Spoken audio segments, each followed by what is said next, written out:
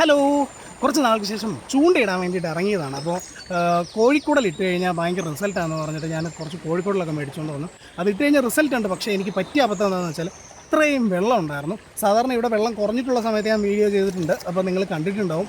ഇവിടെ ഈ കുഴിയിലാണ് ഞാൻ ചൂണ്ടയിടുന്നത്. ഇവിടെ വെള്ളം കുറഞ്ഞിട്ടുണ്ടായിരുന്നപ്പോൾ നിങ്ങൾ കണ്ടിട്ടുണ്ടാവും. അത്യാവശ്യം നല്ല തൂളീനൊക്കെ ഒരുപാട് കിട്ടിക്കൊണ്ടിരുന്ന ഒരു ഏരിയയാണ്. പക്ഷേ ഇത്രയും വെള്ളത്തിൽ എന്ത് ചെയ്താൽ നടക്കത്തില്ല. അമ്മ ഒരു കുഴിയാണ് ഇവിടെ. അതേപോലെ ഒഴുക്കും. ചൂണ്ടയിട്ട് കഴിഞ്ഞാൽ പറന്നങ്ങോട്ട് പോവാണ് ചൂണ്ട.